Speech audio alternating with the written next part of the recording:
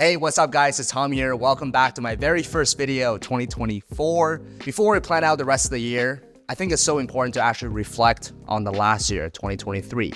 What went well? What were some of the best moments in your life?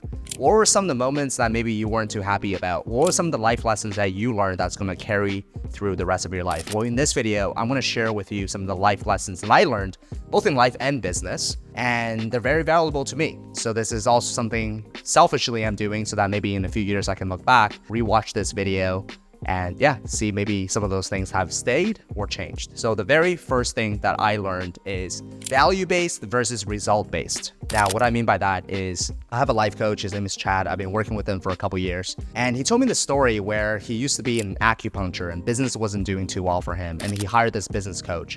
And the business coach like, all right, Chad, we're going to do this.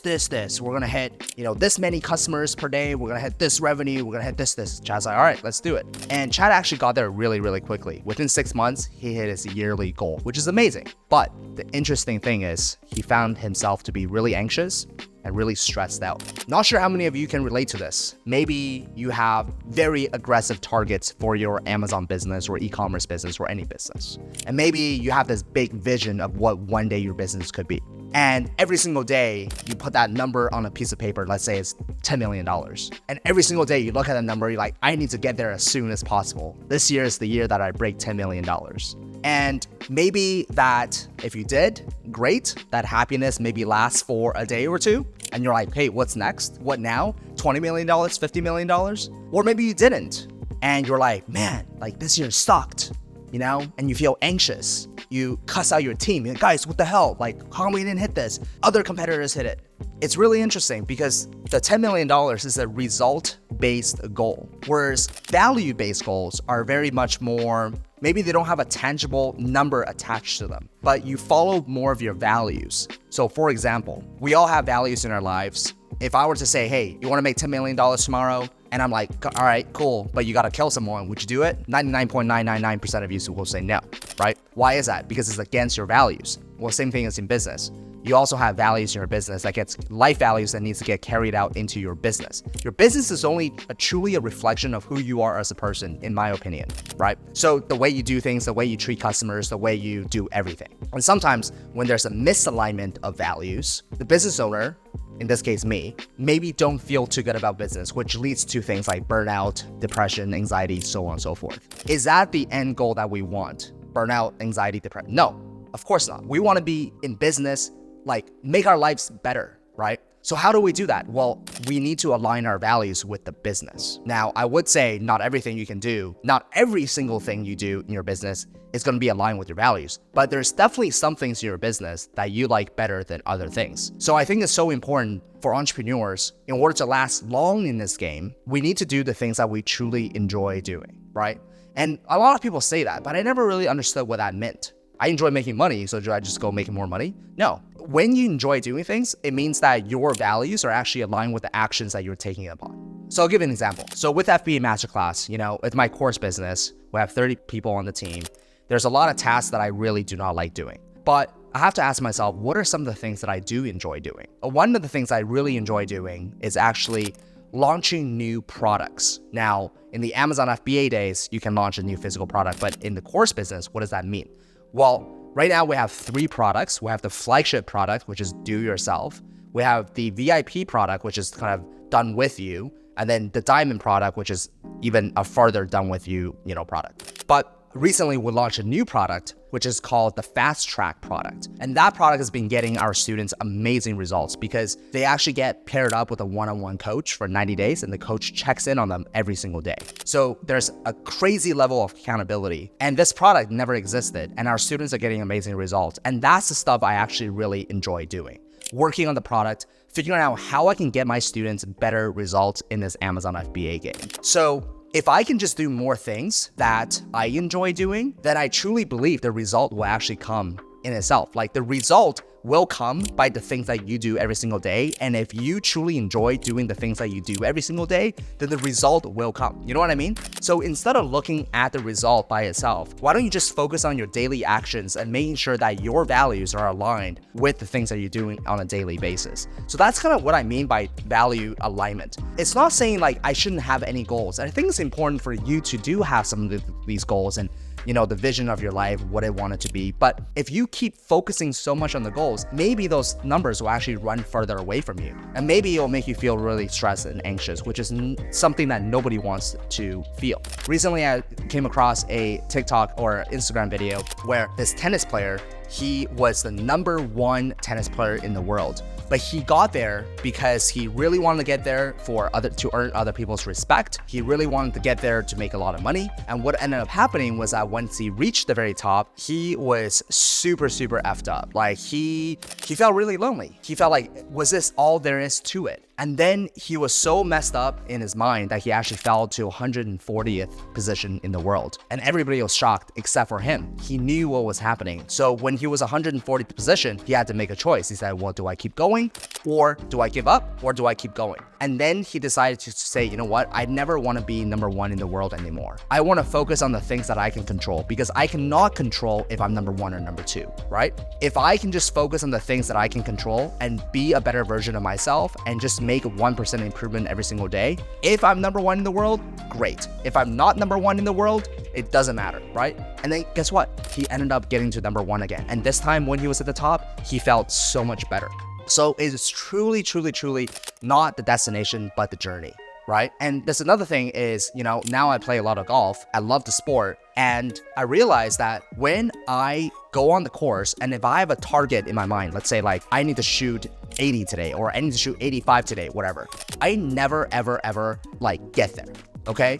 Because I think I'm just too anxious. I'm too focused on the end result that I lose the fun of the game. But now when I go on the golf course, I don't think about what I want to shoot. Of course I want to shoot well, but I don't think about it. I focus on every single shot, and that gives me so much presence. And when I have presence, guess what? The result actually is better. So it's very counterintuitive. And this is completely different than anything that I've learned, which I find really interesting. So I think in order for you to do this well, first you need to know what your values are, right? Because if you don't know your values, how can you have value-driven goals? And also you need to know what your values are not, right? And one of the exercises that Chad told me to do is like, hey, reflect on the past couple years. What were some of the happiest memories that you've ever had?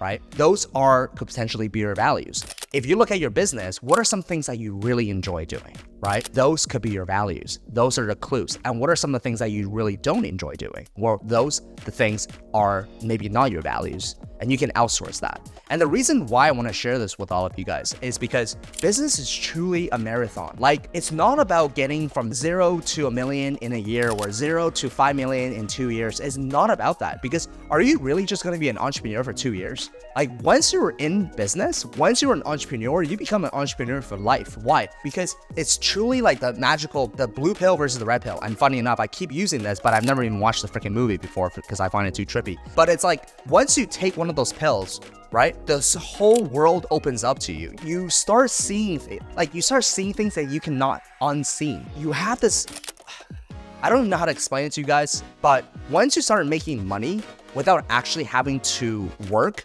and you can just maybe put in some work and then the money will generate by itself, like call it passive income, whatever, like you can't ever unseen that. So your goal becomes like, all right, how do I do more of that? Right? So I forget where I was going with this, by the way, but having said that, that's a huge lesson I learned. So action step for me is in 2024, I want to listen to my values more rather than saying, I want to make $10 million. I want to grow my business by 50%. Listen to your values, trust the process, have faith that if you just focus on the daily tasks that brings you happiness and joy, then the result will come. And even if it doesn't come, it's okay because you had such a good time doing it. I guess that's really what I'm trying to say, okay? The number 2 lesson I learned is this thing called balancing versus harmonizing, okay? So a lot of people say work-life balance. And for me, like, I never really I don't know. I never really understood that. But this book that I read, and in the book, it talked about how life is actually more like a symphony, right? When you go to a symphony, there are people that plays the flute, the drums, the saxophone, so on and so forth. And they don't all play at once. Sometimes they do, but not through the entire song, right? Sometimes only the flute and the sax plays. Sometimes the drum solo. Sometimes everything plays. But that's the beauty of what it makes this song amazing, right? And that is the same thing in life as well. In life, the saxophone, the flute, the drum, those are different aspects of your life. So it talks about how in life there are 6 different F's, right? There's like fun, fitness, finance, faith, and 2 more F's. I forget what the 2 F's are. But anyways, it talks about these 6 different F's. And it talks about how if one of them is playing too loud, like imagine you going to a symphony and only the saxophone is playing the whole time. That's not a really great song, unless it's like Kenny G or something. But even that, there's other musical instruments that play in the background, right? It's not a saxophone solo. So it talks about how I think in life, we really need to learn how to be aware of which instrument is playing and how long they're playing for. And maybe if this thing is playing for too long, hey, take a break. Have the other instruments start playing as well. So what I mean by this is, as an example, I think entrepreneurs were so good at focusing on one thing. And you know what that is? Business, okay? Being an entrepreneur is both a blessing and a curse because we have this superpower. We have this imagination in our mind and we have the ability to actually go out and make that into a reality. And we truly believe that. It's a superpower that we have. But the issue is, the downside of that is if we just focus all of our energy into creating that, then what happens to the rest of it? What happens to your health? What happens to your family time? You know, I was reading this Twitter post by the founder of Netflix, and he talks about how the one thing he's so proud of, he's a multi-billionaire, but the number one thing that he's really proud of is not how much money he made. It's actually about how harmonizing his entire life was when he was building Netflix. He would take every single Tuesday at 5 p.m. It doesn't matter if the IPO is not going through. It doesn't matter if the shit's hitting the fan. It doesn't matter any of that. 5 p.m. on a Tuesday, he takes his wife out and he goes on a date with the wife. No phones, no work, no nothing, right? And he knows a lot of people that went through 7 IPOs and made $7 billion, but also got divorced 7 times.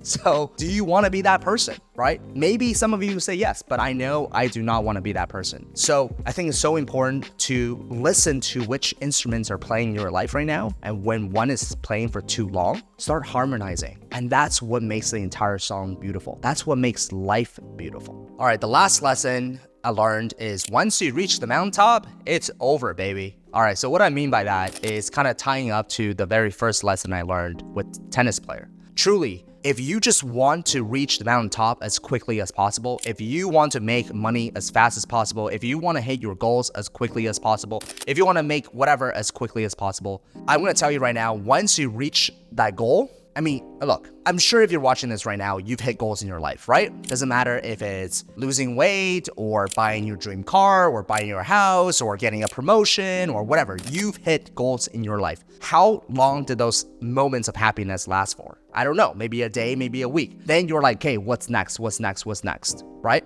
We're always chasing after that goal. We're always chasing after the next thing. So what that says is that happiness is actually fleeting. And what I mean by that is don't ever think once I become rich, the rest of my life is going to be perfect. It's never that case, because that's like saying once I get this job promotion, life is perfect. Every single level has a new devil and every single thing has a new challenge. So if you're just doing something just to hit certain goals, I can tell you 100%, 1000% right now, once you hit that goal, you might be happy for one day and then you're going to start thinking, man, what now? And sometimes that what now is a very, very scary question to ask, especially when you think that once I hit the mountaintop, my life will be perfect. I hope it's perfect for you, but for me, it wasn't. Once I reached the mountaintop, once I sold my business, it actually felt quite empty because I realized that I wanted to hit that number so badly. Like I thought that was a day where everything was going to be perfect and this and that. And the reality is that money solves money related problems, but money cannot solve other problems. If you have issues with your spouse, if you have issues with your family, good job. You sold your business for multi-billions, but you're still going to have those same issues. Those don't go away. If you have issues with your parents, it's not like, wow, you became a millionaire, Tom. Those issues become resolved. So what I learned actually is that in life, if a problem can be solved with money, it's actually not even a real problem. Can I get an amen if you're watching this right now? You know what I mean? If a problem can be solved with money, it's not even a real problem. That's an easy problem. The real problems in life are, relationships, the complexity of those. And, that's just life. So not saying that you shouldn't hit your goals. I am just saying, do not be like that tennis player where you think, wow, once I reach the mountaintop, my life will be perfect. Everything will be good. Even if I give you money right now, guys, like I've invested a lot of money. I've lost a lot of money. That's bad. I don't like that. My business this year hasn't done well. I don't like that. I have a lot of employees that I got to take care of. It's a lot of stress. It's a lot of pressure. So when you reach the mountaintop, there's actually even more pressure. There's even more problems in your life. Just like, I saw more money, more problems. It is so true. So what should you do instead, right? Oh, should I not climb this mountain? No. That's not what I'm saying at all, right?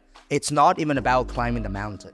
Yes, that's your destination, but enjoy the process. Enjoy every single step along the way. Stop by, take a look at the view. Wow, this is so beautiful. Stop by, take a look at how far you've come. Wow, I've improved as a person. Stop by and smell the flowers and the roses. Stop by and listen to the bird chirp. Because at the end of the day, guys, I'm telling you right now, once you reach the mountaintop, you look at the view, how long are you going to be up there looking at the view for? You're going to be up there for the rest of your life looking at this view?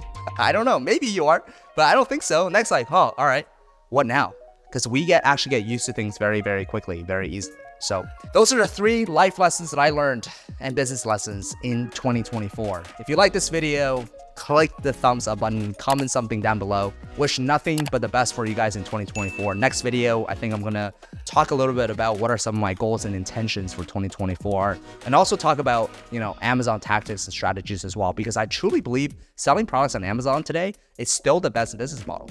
It's still the best. And don't listen to what I have to say. Watch what I do, because I'm launching new products on Amazon very, very shortly here. It's either going to be a $100 million business or 0. But guess what? I don't really care, because I'm having fun building this product right now. I mean, okay, don't get me wrong. I do care. But obviously, if it doesn't do well, I'm not going to be depressed, right? So anyways, guys, really thank you for following along the journey. Some of you maybe followed me since the beginning. 5 years ago, started making videos back in my little apartment in Richmond. So if that's you, thank you. And hope you guys have a great one. And I'll talk to you guys soon.